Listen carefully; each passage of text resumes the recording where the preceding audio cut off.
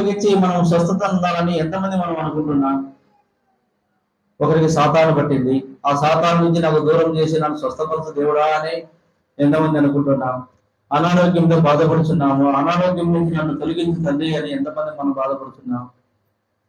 నా పిల్లలు పెద్దవారు అయ్యారు, నా పిల్లలు నా మాట వినడం లేదు, నా పిల్లలు చెడు అలవాట్లకు చెడు ఆలోచనలకు దగ్గర అయినారు ప్రభు, వారిని కూడా స్వస్థపరచమని ఎంతమంది మనం కోరుకుంటున్నాం? అలా కోరుకోవాలని మనం అందరము మన తండ్రి యొక్క దేవుని వాక్యము ద్వారా మనము స్వస్థత కోరుతున్నావా అనే అంశంపై మనం ఈరోజు ముందుకు నడుచుకుందాం. యోహాను సువార్త చెప్పాము, కొద్ది నిమిషాలు మళ్ళీ అయ్యగారు ఉన్నారు. 5వ అధ్యాయం 7వ వచనం చూసుకుందాం. యోహాను సువార్త 5వ అధ్యాయం 7వ వచనం చూసుకుందాం. ఆ రోగి అయ్యా నీళ్లు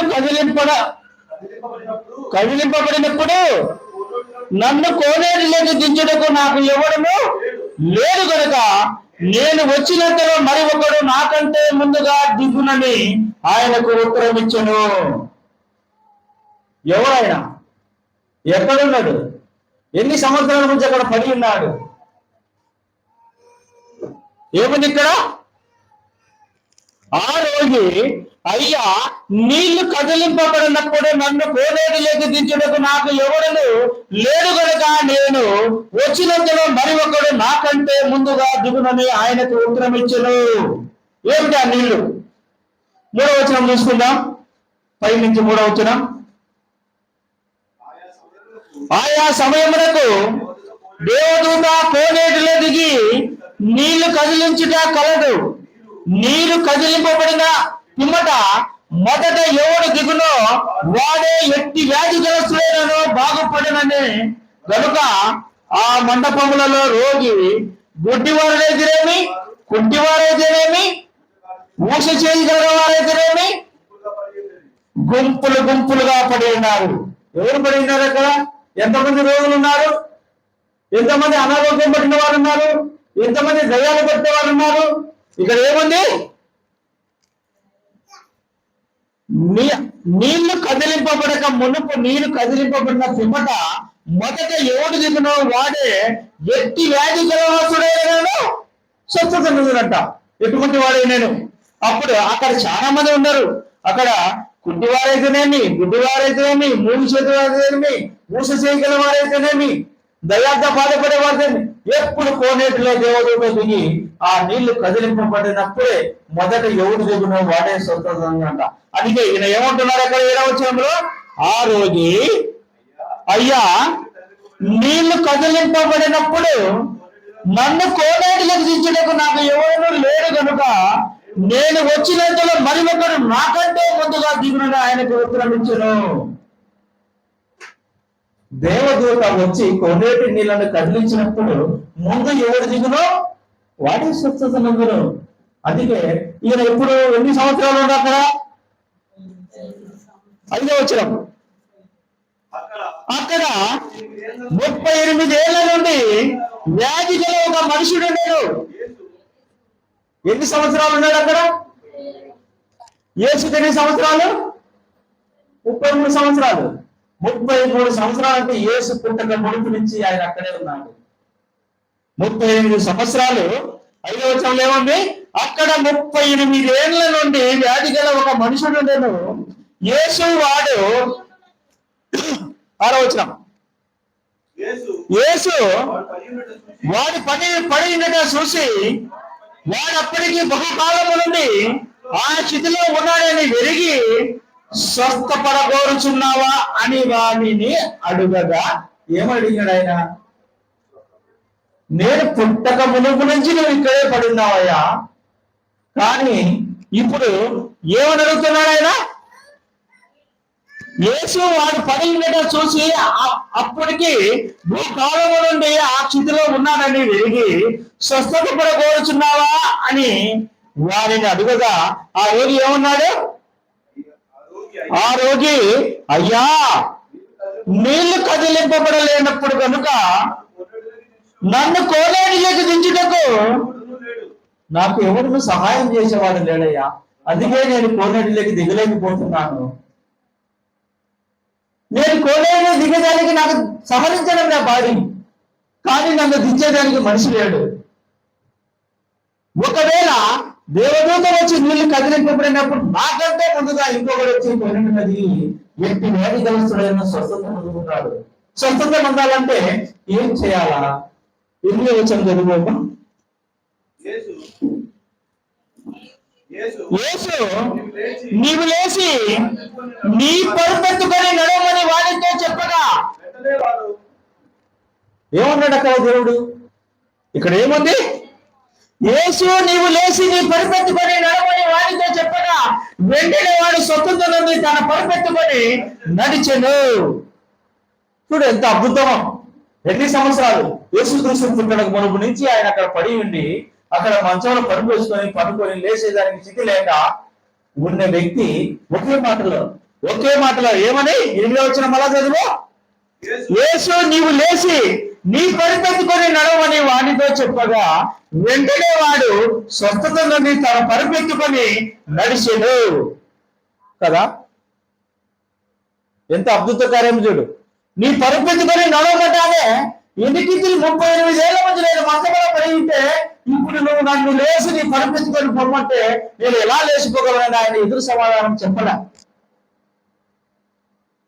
చెప్పలే. ఆయన చెప్పుదా నేను ఏం చేశాడు? 9వ వచనంలో వెంటనే వాడు స్వస్థత చెంది తన పరుపెత్తుకొని నడిచెను.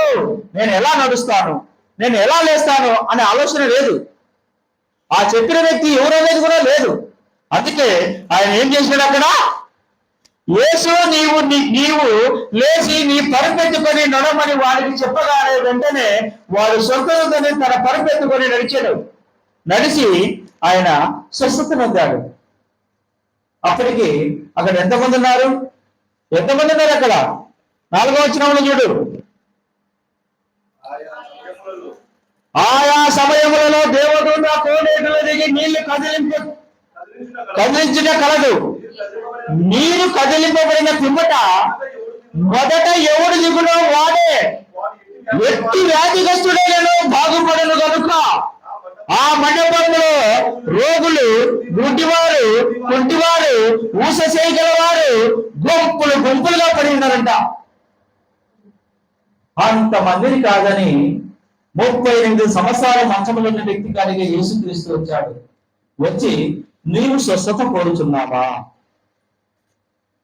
నీవు ఏమన్నా స్వస్థత కోరుతున్నావా అని ఆయన అడిగినప్పుడు, అవును ప్రభువా నేను స్వస్థత కోరుతున్నాను, నేను నీ మీద విశ్వాసంతో నేను బ్రతుకుతున్నాను అని ఎదురు సమాధానం చెప్పకుండానే దేవుడు అక్కడ ఏం చెప్పాడు? 8వ వచనంలో యేసు నీవు లేచి నీ పరుపెత్తుకొని నడవమని వాడితో చెప్పగా వెంటనే వాడు స్వస్థత నుండి తన పరుపెత్తుకొని నడిచాడు. ఏమెత్తుకొని నడిచాడు? తన పరుపెత్తుకొని నడిచి ఉన్నాడు. అందుకే 5వ అధ్యాయం 14వ వచనం చూసుకున్నాం ఒకసారి. 14 చదవాలా? అటు తర్వాత యేసు దేవాలయంలో వారిని చూసి ఇదిగో స్వచ్ఛత నొందితివి, మరి ఎక్కువగా కీడు చేయక ఏమన్నాడు? మరి ఎక్కువగా కీడు నీకు కలుగకుండానట్లు ఇంకా నువ్వు పాపము చేయకమని చెప్పాను. వాడు వెళ్ళి తాను స్వస్థత నొందిన వాడు యేసు, తాను స్వస్థపరిచిన వాడు యేసుక్రీస్తు అని యూదులకు తెలియజెప్పాడట. ఎవరయ్యా నిన్ను స్వస్థపరిచిన వ్యక్తి? ఎవరు? నన్ను స్వస్థపరిచిన వ్యక్తి అంటే ఏం చెప్పాడు? నన్ను స్వస్థపరిచిన వాడు యేసుక్రీస్తే. 38 సంవత్సరాల మధ్య నేను అక్కడ పడి ఉండినప్పుడు నన్ను ఒక్కడు కూడా కోనేటిలోకి దిగడానికి ముందుకు రాలేదు. అయ్యా నువ్వు స్వస్థత కోరుచున్నావా అంటే, అవును ప్రభువా నేను స్వస్థత కోరుతున్నాను, అయితే నీ పరుపెత్తుకొని నడిచిపో అన్నప్పుడు ఎందుకు సమాధానం చెప్పకుండా తన పరుపెత్తుకొని తాను నడిచి వెళ్ళిపోయాడు. వెళ్ళిపోయి ఏం చేశాడు? నన్ను స్వస్థపరిచిన వాడు యేసుక్రీస్తే. ఈ రోజు నేను ఇలా ఉన్నానంటే యేసుక్రీస్తే. ఒక పసుపుల పాకలో పేడకలు తీసుకుంటున్నాను నేను. ఈ రోజు నా డ్రెస్, నా స్టైల్ ఇదంతా వచ్చిందంటే ఎవరి వల్ల వచ్చింది? నా వల్ల, నా సొంత నిర్ణయమా? కాదు. యేసుక్రీస్తే. నేను ఎప్పుడు బైబిల్ కొట్టాను, నేను ప్యాంట్ వేసుకునే దానికే బైబిల్ కొట్టినా తెలుసా మీకు అందరికీ? నేను ఎప్పుడు లింగిలు కట్టుకుంటా, పంజలు కట్టుకుంటా అనే వ్యక్తిని నేను ప్యాంట్ వేసుకునే దానికే బైబిల్ కొట్టినా. సత్యం ఇది. అప్పుడు ఈ సేవకుడు, మా బామర్ది బాబు, వీళ్ళందరూ నాకు తోడు, నువ్వు అంటరా ఇట్రా అని నాకు చెప్పేవాడు. వీళ్ళంతా నేను వీళ్ళ పనిచేసిన వ్యక్తిని నేను. ఈ రోజు నేను ఈ స్థితిలో ఉన్నానంటే నన్ను ఇంకా స్వస్థపరచాలంటే ఎవరు? మీరందరా? నేను నమ్ముకున్న దేవుడు, గొప్పవాడు కనుక ఈరోజు నేను ఈ స్థితిలో ఉన్నాను. అందుకే ఆయన ఏం చెప్పినట్టు 14 వచ్చిన మళ్ళీ ఒకసారి చదువుకుందాం. అటు తర్వాత యేసు దేవాలయంలో వారిని చూసి, ఇదిగో స్వస్థత నొందితివి, మరి ఎక్కువగా కీడు నీకు కలగకూడనట్లు ఇంతలో పాపం చేయకయ్యా. ఇతరైనా పాపం చేయకుండా ఏం చెప్తాడు? కీడు నీకు కలగకూడనట్లు ఇంతలో పాపం చేయకమని చెప్పగా వాడు వెళ్ళి తన్ను స్వస్థపరిచిన వాడు యేసుక్రీస్తే అని యూదులకు తెలియజెప్పినాడు. యథార్థంగా నీ 38 సంవత్సరాలు మేము ఆ కోనేటి దగ్గర మేము చూస్తానే ఉన్నాము. నువ్వు కోనేటికి దిగింది లేదు. నువ్వు ఎలా బాగుపడావు? ఎలా స్వస్థపరిచావు?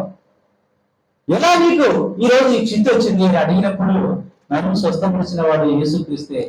నన్ను ఈ రోజు ఈ స్థితిలో మీ అందరి ముందర తిరుగుతున్నానంటే ఆయన పెట్టిన భిక్షే అని అక్కడ ఉన్న వారికి అందరికి, ఈదులకు అందరికీ తెలియజెప్పాడు.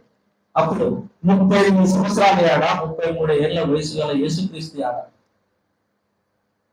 అటువంటి వ్యక్తి వచ్చి ఒక మనిషిని స్వస్థత కోరి ఉన్నావా అని అడిగినాడు. 11 వచ్చిన చూసుకున్నాం.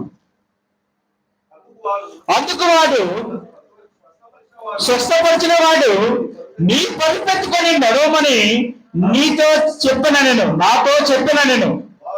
వాడు నీ పరిపెత్తుకొని నడవమని నీతో చెప్పిన విధంగా వాడు ఎవరని అడిగిరు.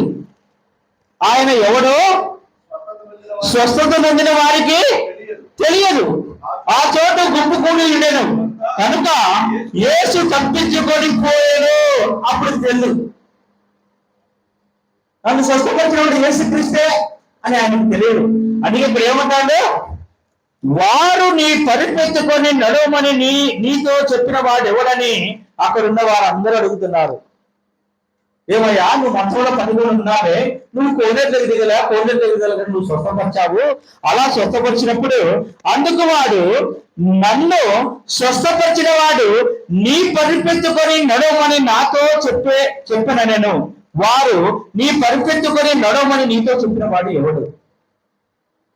ఎవరు అని అడిగినప్పుడు ఆయన ఏమంటాడంటే, స్వస్థత నొందిన వానికి తెలియదు. ఆ చోటు గుంపు కూడియడం కనుక యేసు తప్పించుకోపోయినాడు. కానీ అక్కడ 14 వచ్చినప్పుడు ఏముంది? యేసుకు ఆయన ఎప్పుడు కనపడ్డాడు? అటు తర్వాత యేసు దేవాలయంలో వాడిని చూసి, నీకు నేను ఆ రోజు అన్నం పెట్టాను కదా, నువ్వు అనారోగ్యంతో నేను డబ్బులు ఇచ్చాను కదా, వీడు వాడే కదా అని యేసుక్రీస్తు కనుక్కున్న తర్వాత చదువుబా. దేవాలయంలో వారిని చూసి, ఇదిగో స్వస్థత నొందితివి, మరి ఎక్కువగా కీడు నీకు కలుగుకున్నట్లు ఇంకా నేను పాపము చెయ్యకాకు.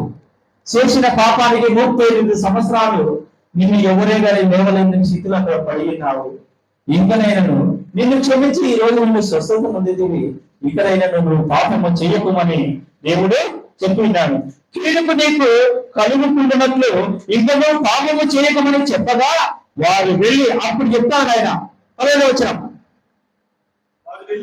వారు వెళ్ళి తన్ను స్వస్థపరిచిన వాడు యేసు అని ఈదులకు తెలియజెప్పాడు.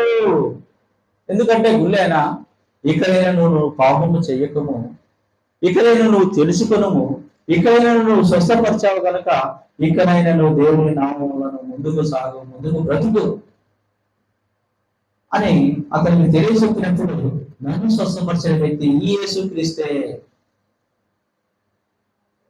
అక్కడ చెప్పి ఉన్నాడు.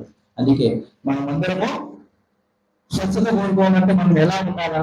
మన మనసులు ఎలా ఉండాలా? కానీ అక్కడ ఎంతమంది ఉన్నారు?